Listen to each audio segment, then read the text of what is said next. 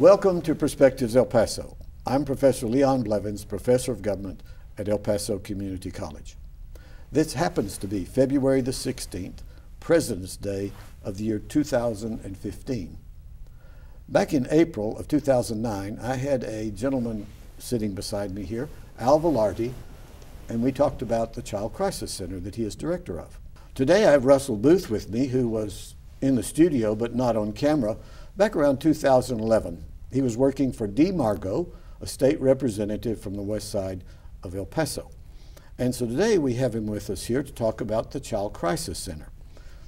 And you called me, and when you asked about being on the show, you said you have a new program. Tell us about the new program. Yes, sir. So we have a fatherhood, what we call Fatherhood Effect program, and it's a strength-based program where we instruct fathers, mainly at-risk fathers, on how to become better fathers for their children, for their families. And it's one of the programs that we've installed so that we can be more proactive when it comes to child abuse and to make sure that we curb child abuse, because we feel that having the appropriate tools in fathers' hands will inhibit child abuse from occurring. And so the principal mission for us being child abuse prevention, it's a good fit. So this is preventative medicine, because Child Crisis Center in the past has primarily dealt with people in crisis. Correct. And you're trying to avoid that. Now this has long range effects and ripple effects. Daniel, tell us about that. Yeah, usually we're having not only this program, but we have a few programs that is more educational, psychoeducational, to prevent abuse.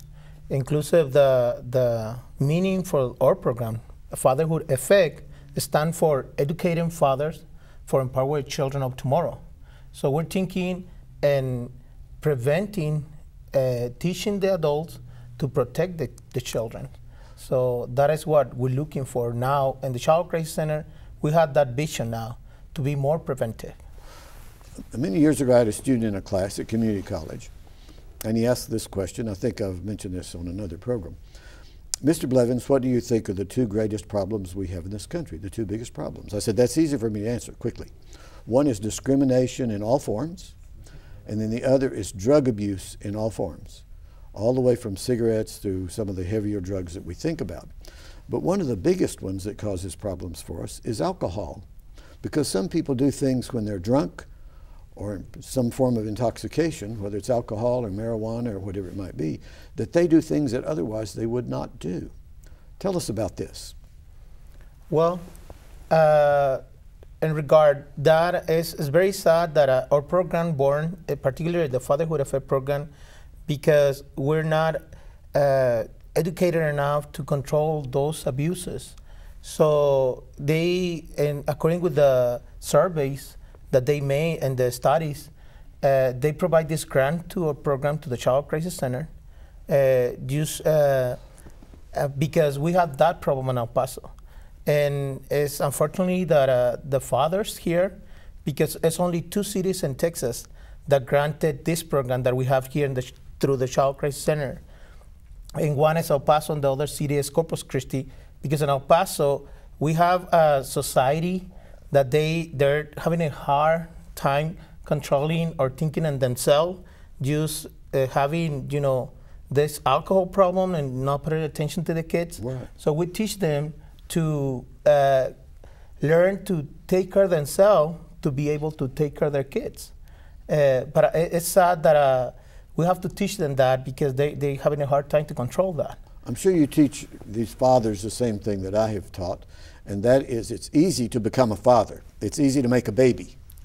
The hard part is being a good father, a nurturing father. Yeah, and actually, our slogan, Mr. Booth can let you know, our slogan is, can you recall the slogan? Anyone can be a father. It takes a man to be a dad. There it is. There it is, the same concept. Okay, so what you have a handbook here, Fathering Handbook, all right? And you handed me a pamphlet that's about Fatherhood Effect program. Okay, tell me about when this program came into being and how you actually operate the program. Certainly. So this was a brainchild of Mr. Velarde. He noticed that it was important that in order to make sure that we do the childhood prevention, that the fatherhood component was extremely necessary. So we jumped on the grant that came about. So it's offered by PEI, which is Prevention and Early Intervention of the Department of Family and Protective Services, DFPS. And it's a $1.2 million grant that's been awarded to us for 5 years. So we started roughly in February of last year, so this is our first year. So essentially what we do is we go into the community and we recruit fathers and we bring them and have these classes. Yeah, it's a 6 weeks class, 2 hours apiece, and we talk about things that are important to them, you know, themselves as men, how they were raised, their family history. We talk about disciplining the children, how to parent with the mom, and a lot of other things that are encompassed when it comes to fatherhood. So we present the program in both English and Spanish, you know, and it's important. This is more of a conversation. We're not telling them, hey, you're a bad father, or you can't do this, this is the way you need to do it. This is more a discussion. We're more facilitators, where we say, when it comes to discipline, how do you discipline your children? How do you deal with mom? And so it becomes more of the barbershop type conversation, where it's guys shooting the bull, just talking about what it means to be a dad. And we've seen a lot of great successes with it. I'm sure you find many of these fathers are school dropouts, which means they're economically disadvantaged. And when they're under stress on their economics, they have another baby. Maybe it's a second or third baby. Is they're under stress. How do you deal with this situation with some of these are not educated? Do you direct them? Well, actually, we have a particular class that we teach them how to handle stress in a healthy way. Because in the daily life, we can develop those type of stresses, and we teach them how to do it, like, for example, do an exercise, fixing their garage, simple things, just to help them to manage their stress and their anger and dealing with the daily life. So we had a particular class teaching that, used to help them. I like to do programs like this on social service agencies and situations. You haven't been in existence very long. I'd like to ask about success stories. Even with this short period of time, have you seen some successes? Some of the dads coming to you and saying, wow, you really helped me. Which one first? Which one?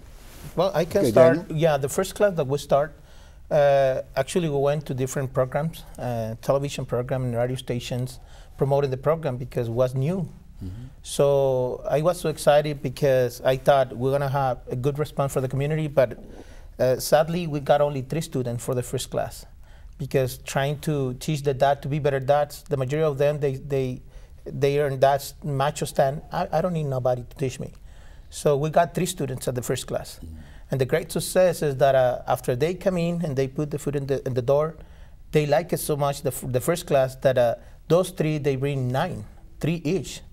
And the most successful thing that I see is that they were having, like you mentioned it, people with the enough education, or they don't have a job at that time. And one of the guys that came, he was the owner in a company, those that cleaning the pools, the swimming pools.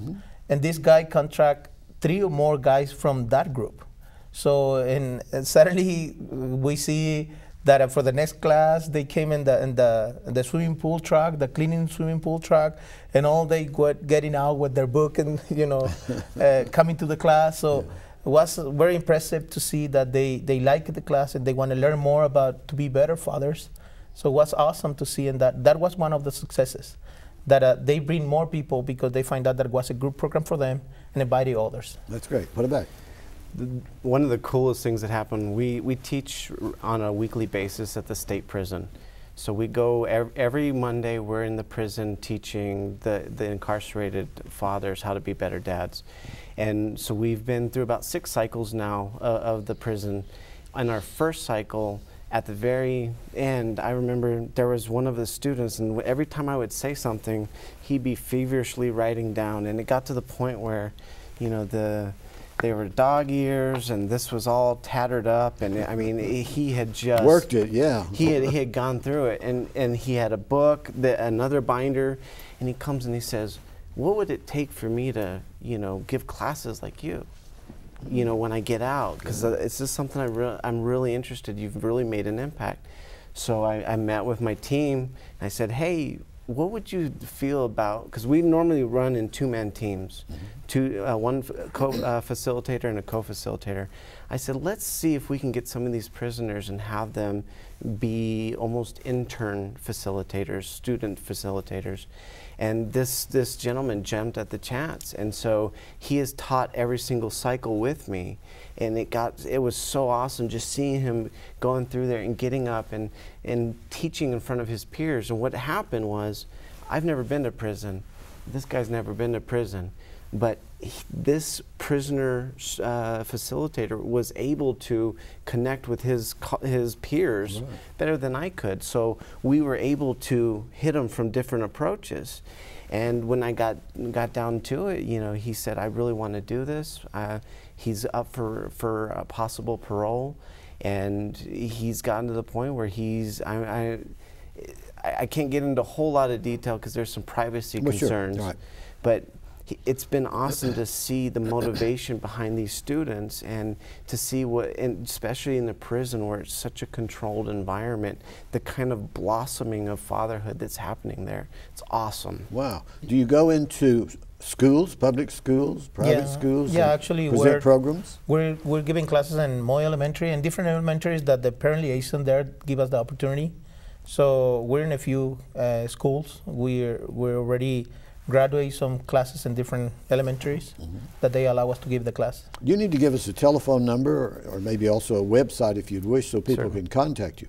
Certainly. So our phone number is 562-7955, and they can go to childcrisiselp.org and to see more information. We're also on Facebook and all that, and we'll leave you some pamphlets, so if anyone calls and asks, you can refer them. Recently, some woman said to me, a friend said to me, all that we need are more fathers in the homes. We have too many women raising the children and the grandchildren and so on. We need more of the fathers to stay in the home. I said, well, I agree with that, but also they need to be good fathers, because some fathers are still in the home and they're not very good for the children. Yeah. I've had students come to me in counseling situations at community college in the past that would tell me about terrible things that happened to them, incest and other kinds of abuses, or when they would get drunk and be mean to them and harm them. And I said, having a father in the home is important, but even better is a good father in the home. We talked about that a while ago. Yeah, actually our program is called, the curriculum is called 24/7 Dad. You can see it on the top of the book, because mom is 24 hours, 7 days a week there.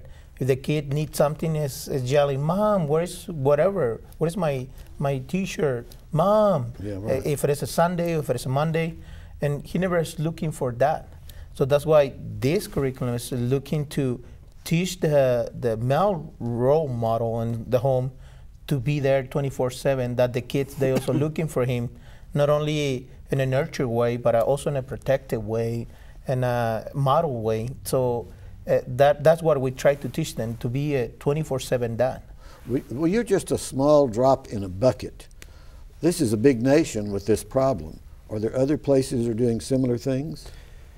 They're few and far between, unfortunately, but we're seeing a lot of trajectory, forward trajectory when it comes to the fatherhood problems. You have places like the National Fatherhood Initiative, the National Fatherhood Clearinghouse, President Obama's, there's a fatherhood program that he's pushing. So we're seeing a national consensus, even from the Super Bowl. Super Bowl happened a couple weeks ago.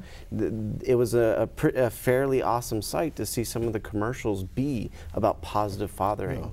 You know, but I think one of the steps is taking little steps at a time with us, with other programs in the state, and we're seeing this kind of growing. We've started a fatherhood coalition across the state, so monthly we have fatherhood conference calls with different social agencies in Austin as well as in the rest of the state, where we talk about how to sponsor fatherhood, how to celebrate fatherhood, how to engage these fathers that you say aren't the best role models at this point.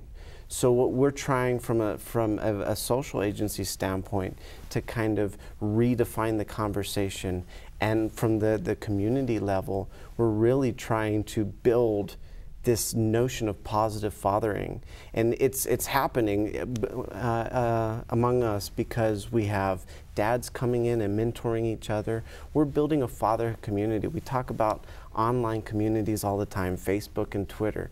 We're building an offline fathering community where dads get together and they can lean on each other and motivate each other to become better fathers, you know, through the examples of their peers, as well as us, as well as the national conversation. Mm-hmm. So there's great movement right now, and we're hoping from us at the Child Crisis Center in El Paso that we can serve as the example and go across the state and across the country to kind of build on this fantastic idea. Yeah, I know that everything costs money, and a lot of people don't want to raise their taxes, and sometimes it's hard to get money from businesses and contributions. Does your organization do some grant writing? You're communicating with other agencies to get funding for these programs? Tell us how you do that. The best part is that we are showing through our successes as an example of what could happen. You know, certainly we're helping them talk about fatherhood, how they can improve their fatherhood programs. The best way to gain more fatherhood programs is to have successful ones. Mm-hmm. When you have successful ones that serve as the examples, then that can be replicated across the state, across the country. Mm-hmm. And so we go to Austin, you know, on a regular basis, and we're meeting with other agencies, and we're explaining what we can do. This Fatherhood Coalition conference call was born from a gentleman from Harlingen calling me up and said, "We heard you at this conference last year. What do you do to be successful? Because we're having a hard time." And then it was an aha moment where I said, well, let's get on a conference call and we'll propagate this information. It's not patented, you know, it's not our information. If we disperse it and share it, who knows what could happen. Now, I know you were working in state government before you made this shift. What was your background? How did you come to this? I'm a social worker. I got a master's degree in social work. Okay. And I've been in the field since 2008. And that is my background. I used to work first in a nursing home, helping people. And then after that, I came to board in the Child Crisis Center. And? And? What do you mean? You're a pastor. Oh, I'm the last 24 years I've been a pastor in a church. Uh-huh. I'm the main pastor in Jezreel Baptist Church here in town. Okay, good. Well, I found in the past, I used to pastor churches. I've pastored Baptist churches and independent kind of churches, non-denominational churches. Mm. And I see social work and pastoral work as ministry. It's not just standing and proclaiming to people, it's ministering to the needs of people, whether it's in a church setting or whether it's in some kind of social service setting. Yeah, and when I born here in El Paso, but I grew up in Mexico, and I came to El Paso when I was 17. So it was so big the need to churches to be leading the social, world arena that they called me when I was 18, and they asked me to be the pastor in this small church, and thanks God I've been working in this social area. Okay. Yeah, since then, since 1990. Now, these children, you also associate with the children at the Child Crisis Center. Mm-hmm. Don't they tug at your hearts? Yeah, they definitely do. I make it a point every once in a while to get out of my office and take a walk through the center and hang out with some of the kids. And a lot of them are older. A lot of the older boys mainly. Like I have a football that I take and play with them.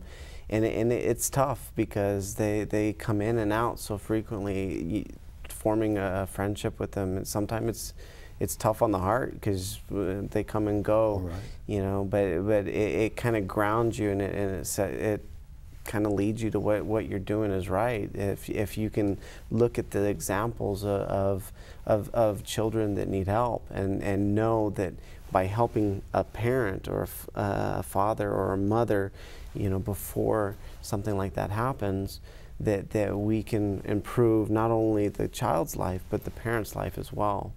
So it's a wonderful place. You know, I'm truly blessed to have gotten a job at the Child Crisis Center, and it truly is something fun to do. Every time you go to work, you're helping out, and it makes it all worthwhile. A lot different from politics. I know someone that just recently accepted the raising of 6 children. One of her relatives was not able to take care of them anymore. Won't get into the background or anything. But I saw that person this morning with a child in arms, child, baby, up to teenage years. Now that's a woman working with this situation, a woman or man or a couple. Do you do anything in the Child Crisis Center to help people like this? They're just overwhelmed with this kind of things? Yeah, actually, we have a special program that is called Respite, and it's open for the community. When you're having, you know, an issue with so many work with the kids, instead to wait that you get out of your cell and, you know, do something wrong before that happen, we provide this respite where you can bring your kids and they can stay there with us. We have professional care where they can care the kids for more than 24 hours until 72 hours, just to give you that respite, because sometimes you know, the stress of the daily life can get you out of your cell, and just to avoid and prevent abuse, we open that. Or we have another particular issues right here in El Paso. We have a lot of people in the military area where they deploy sometime, and they don't have a relative here, so they use our services, the respite care service, where they put the kids there, then they go, and then they can come back for pick it up them. So we help in those type of situation. Or let's say that you need to go to an interview to Austin, and you don't have families that you can ask for, you know, take care of your kids. So they come with us and use this respite program. And actually, those are the most that we serve. A lot of people, they under the impression that we only serve in those that they're abused, but our numbers are made by those that they use the respite. And we're very open to receive the kids, because a lot of people, the community has that perception of the Child Crisis Center that, oh no, I don't want my kids to be next to those that they're being abused. But if we have 500 kids during the year, 400 was for the respite, just to help the community to prevent abuse, and just 100 that they unfortunately spend, you know, time with families that they abuse them. So, and we're more than glad to help the community to prevent abuse. We're more preventing now. It's better to be preventing that happen than waiting that happen, because one child that is abused, that is too much. Well, now, you gave us a telephone number a while ago. Do you just have one location with Child Crisis Center on Stevens?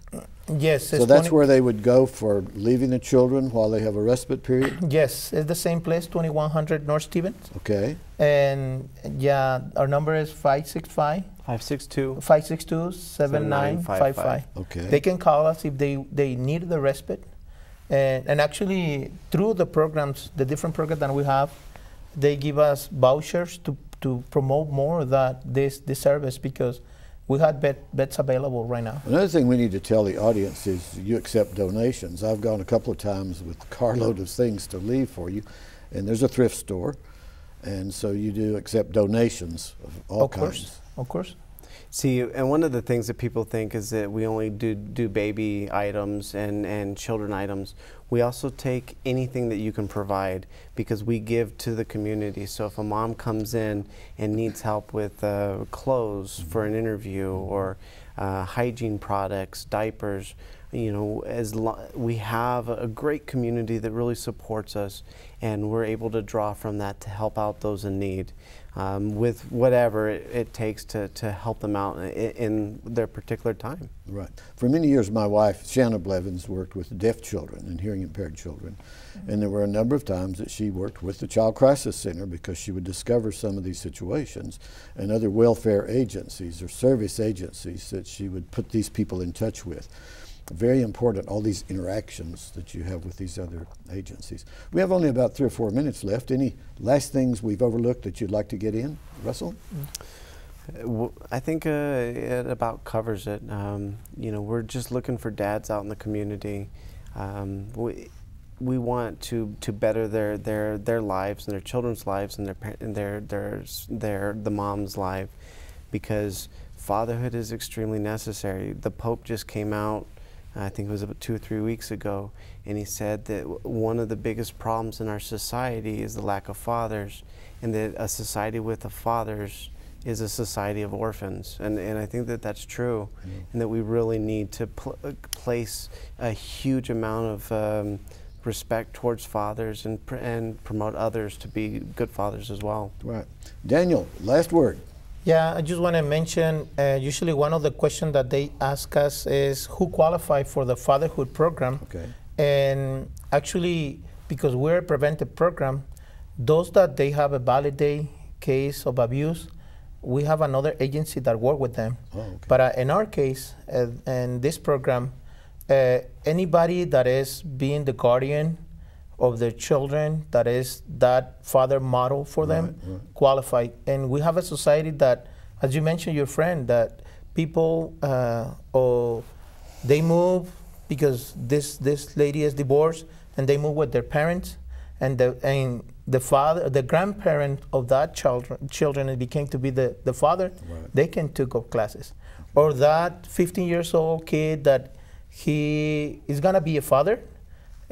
They qualify to a program. So we work with all ages, and those that they know that they're gonna be fathers, or they already fathers, or they grandfathers, or they the boyfriend that is right now living with that woman, and he's the model father for that children. Gosh, our time is running out. We could go on for a long time. We appreciate all of this information you're bringing to us. I'm glad you called me about doing this show. I'm glad you accepted my call. Yeah, thank you so much. Thank you very much for being here. Good thank to you. meet Thank you for having us. Okay, and that's another interesting program from Perspectives El Paso. We'll see you in the future.